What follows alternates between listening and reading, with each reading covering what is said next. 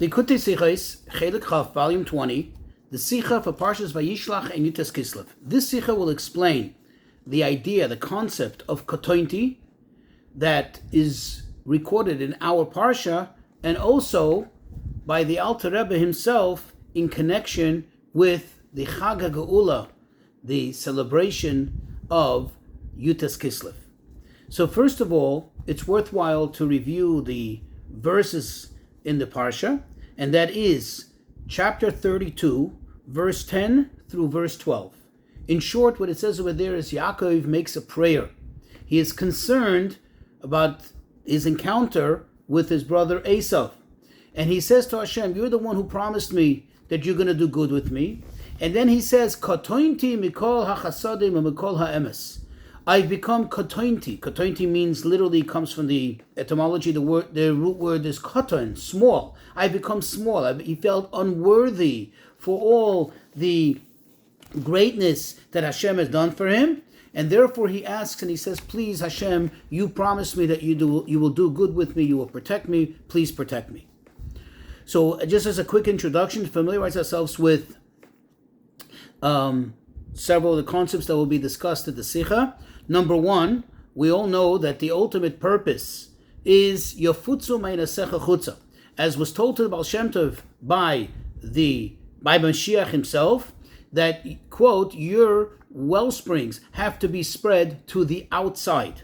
Now we know that this was basically propagated by the Alter Rebbe, specifically Chassidus Chabad, the Alter Rebbe, more so after, that is, the miracle of Yutas Kislev.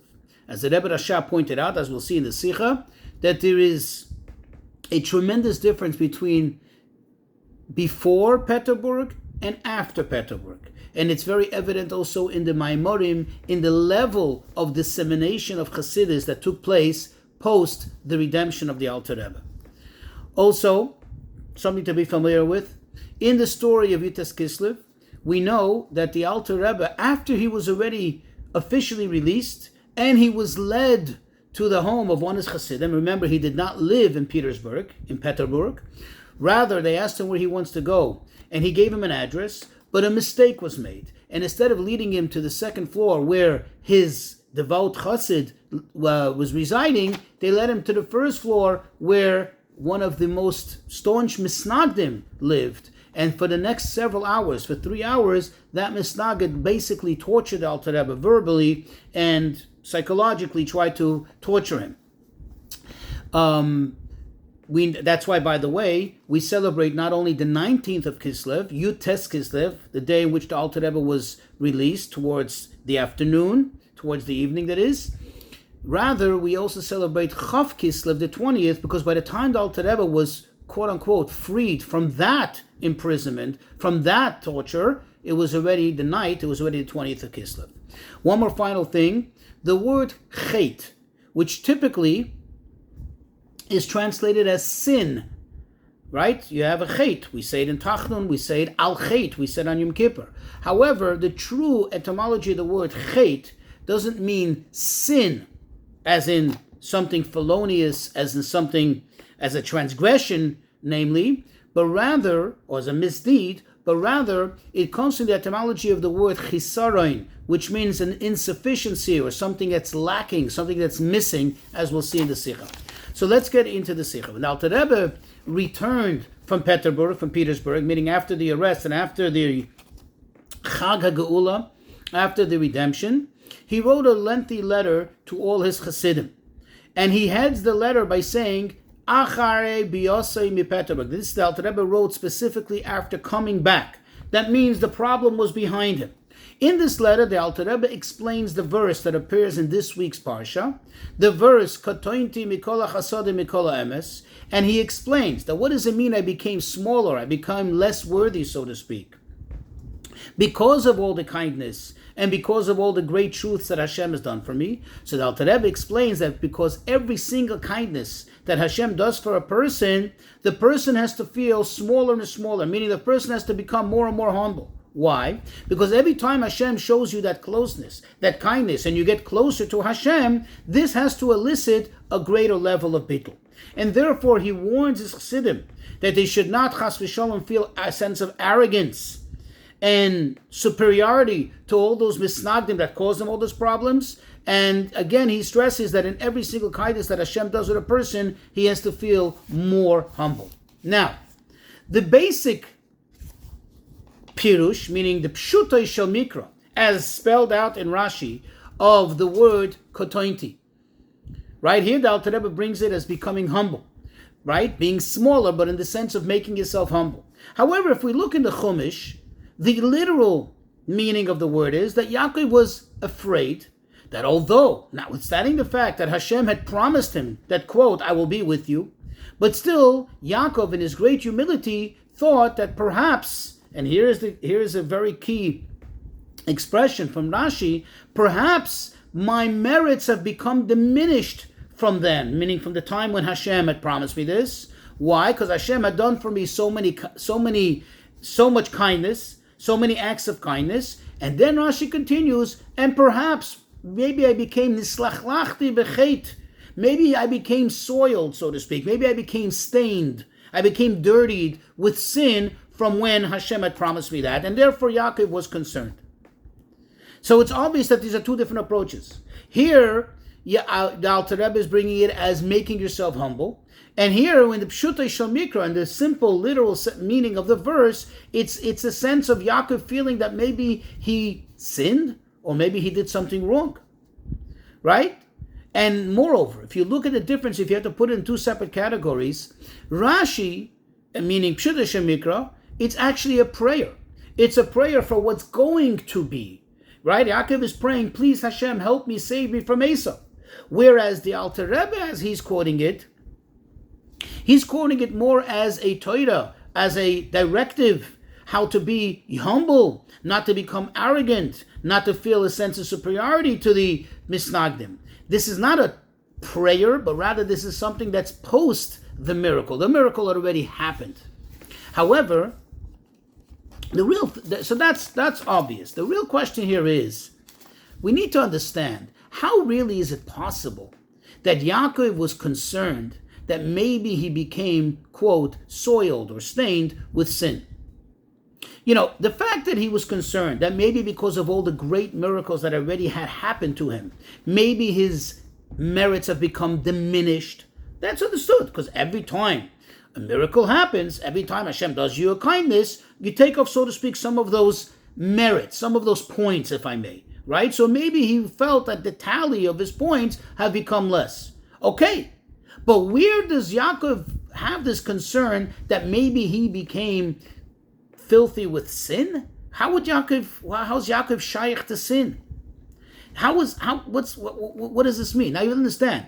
When a tzaddik is concerned about something, it has to have some connection to reality. He can't just be concerned about something which has absolutely no relevance to his life. So if Yaakov is concerned, and this is the Pshutei Shel Mikra, which Rashi says, he's concerned with maybe he became soiled with sin, what kind of sin would it be? Now, moreover, the question is, from the fact that Alter Rebbe quotes it in his letter, and refers to this, that he says Yaakov was concerned that maybe nislachlich b'chet, that maybe he became, embedded with sin, and therefore he was very, very humble, and therefore it seems that the Alter Rebbe also is incorporating this into his letter. In other words, the fact that the Alter Rebbe quotes this whole thing, and he brings this idea that Yaakov Avinu was concerned about the sin, tells us that it has some connection to the sin. The question is, how is it possible, any whatsoever, even on the most minute level of sin, to Yaakov Avinu and then to the Alter Rebbe? How is this possible? What does this mean? It's got to mean something. There's no way that it can mean in the literal sense, because how is the Alter Rebbe and Yaakov Avinu shaykh to any sin? That's one question. A second question is, the Alter Rebbe had already experienced all his miracles. The Alter Rebbe is already post-Peterburg, meaning he's already back home. He's writing the letter after having experienced all the great kindness and miracles of Hashem. So what is this concern about the chait, about some kind of sin, whatever it may be, however we will explain it, what is the concern about it? What is the concern about that causing anything? What effect would it have? Everything already happened. So it says the Rebbe, in general, the answer is as follows. The explanation is as follows. When you go to a higher level, anytime one goes to a higher level, especially at tzaddik, then whatever was considered previously to be fantastic, 100% perfect, meaning in the lower level, now that you're going to a higher level, it's considered a little bit like a chait. What does that mean? It doesn't mean that if he would have redone his avodah from before, now would be insufficient. But rather that whatever he did before, although it was 100% sufficient, it was perfect. It was perfect. There was nothing wrong with it. And there is nothing wrong with it. But yet, now that one ascended to a much higher level, now that has some kind of aspect of chait, some kind of aspect of lackingness, of missing something. There's something wrong. But says the Rebbe, that's the general explanation. But there's still something missing here. It still doesn't make sense. Because at the end of the day, if you're saying that even though prior to reaching the higher level, everything was 100%, everything was perfect, and only because we reached a higher level, now it's insufficient, that tells us that inherently there's something insufficient here. There's something wrong, there's something lacking, there's some chait. How is that possible? How could you say that? How could you apply this to the Alter Rebbe and to Yaakov Avinu? So the answer, says the Rebbe, is based on there's a commentary called the Ponim Yofis.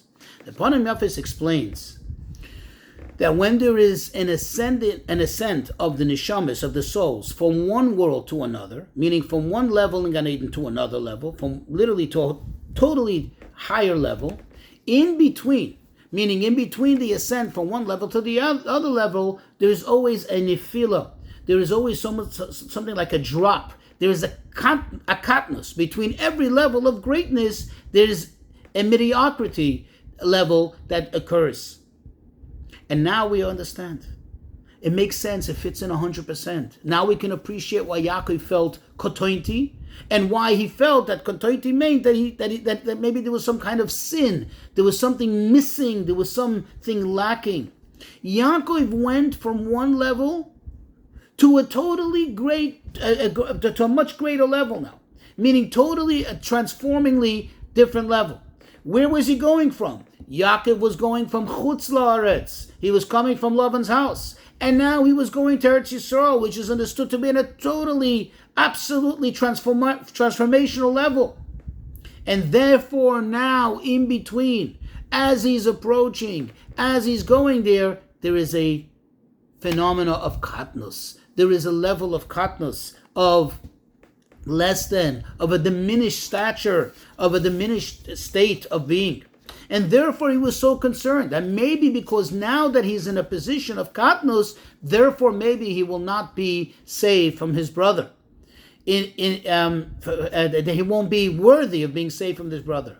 And we can also connect this with the Pirush of the Alter Rebbe and the Pirush of Rashi. That maybe nislachlachli bechet, that maybe I became somewhat affected, somewhat negatively tarnished by chait. Chait, not from the etymology of the word sin, but rather, as we said in the introduction, chait as from the etymology of the word which appears in Melachim, in the book of Kings, where the mother of Shlomo said, "Vayinu ani v'Shlomo b'ni chatoim," that I and my son Shlomo will be chatoim. It doesn't mean sinners. It wasn't talking about sin. It just means that they will be at a setback. They will be at a drawback. They will be at a disadvantage. So now we understand. Yaakov coming from Chutz La'aretz, going to Eretz Yisrael, he was going from one level to a much greater level, a transformational level. Going to such a high level, in between, as the Panim Yafi says, there was a katnus, and that's what Yaakov Avinu was experiencing, and that is the idea of chait, the idea of being in a drawback state, in a state of disadvantage for that moment. And now we can understand how it also applies to the Alter Rebbe, especially after he came back from Petersburg, after he had experienced all the great miracles. We know that there is a totally big difference, the total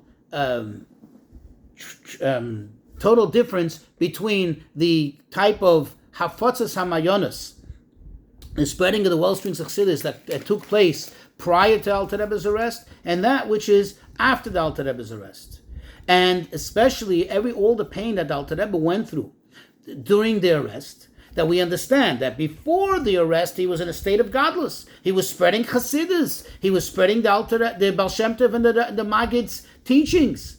Now when he was in arrest, and especially after everything he'd been through in those last 3 hours, in the words of the Alter Rebbe himself, that he said he had more tsar, he had more pain, he had more discomfort in those several hours that he was in the house of the Misnagid, even more than all those days, those 53 days that he was under the arrest of the Goyim. We understand that was a state of katnus. That was a great katnus, a tremendous katnus, especially considering the words of the Rebbe Rashab. To quote the Rebbe Rashab says that although it's difficult to say this, but however, the revelation that came about after Peterburg is along the lines of what the sages tell us, that, quote, Hazayis, the olive fruit, when you crush it, that's when it gives out its oil. That means in order to extract the oil, you have to crush it. Now, says the Rebbe, the comparison, right, the metaphor is very exact. It tells us something. It tells us that while the Alter Rebbe was imprisoned, it was a state of katnus. It was a great state of katnus, like we'll see in a moment, like the olive, right? We're using that as a metaphor. We use that as an example, a comparison to where he was, not only to where he's going to be later, when he's going to start to spread Chassidus on the level that he did after Petersburg, but rather even compared to what he was before. Because think about it, says the Rebbe. Let's take a moment to analyze what happens in that moment that the olive is being crushed. When it's there in the olive press, number one, it doesn't yet have the, so to speak, future status that it's going to have, the great quality, and it's going to transform to something even greater than it was before, which is to have that olive oil. It doesn't have that. It's not there yet. It didn't come out yet. But while it's being crushed, it also loses its previous status. Before, at least, it was an edible item. It was a fruit. It's something you could eat. Now, as it's being crushed, it's all gooey and everything. It's not even a fruit. It's not something that it doesn't even have. So it loses its prior status, its prior mila, and it doesn't yet have the future status. What is it? It's in a state of disadvantage. It's in a state of a diminished state. It's in a state of katnus. It falls from its level. And likewise with Alter Rebbe. Before Peterburg, as we said, he was spreading Torah, he was spreading Chassidus. Afterwards, he started to spread in a whole total transformation, in a much greater level than ever before. However, while he was imprisoned, and like we said, especially those 3 hours, he couldn't spread Chassidus. He was like the olive there on the olive press, so to speak. And that is the ultimate state of katnus.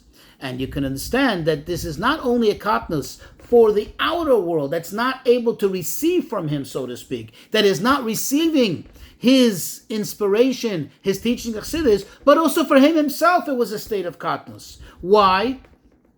Because as we know, as a precedent from Avraham Avinu, that it says about him, when he was so eager to do chesed, he was so eager to serve his guests, that when he didn't have guests, he had pain. He was pained by it. Same thing with Alter Rebbe. It's obvious that when he couldn't spread Chassidus in that time that he was confined, and against his will, he couldn't spread Chassidus, he was in the ultimate state of katnus. He himself also suffered, not only the outside world.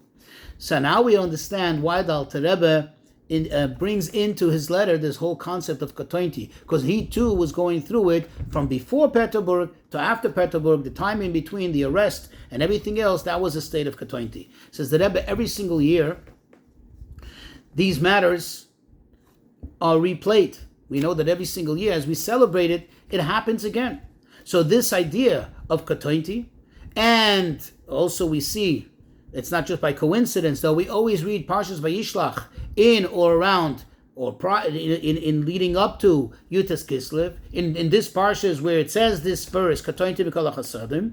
So the Rebbe says this is the tefillah, this is the prayer, and this is the promise that notwithstanding the Katointi, that sometimes we find ourselves in a diminished state, but there's always the promise, the reassurance that Heitev Eitev Imach v'samte zarech k'chol hayoyim asher lo yisafim meroiv, that Hashem will certainly do good with us, protect us, and our descendants and us, we will spread like the dust, like the sand that's around the sea.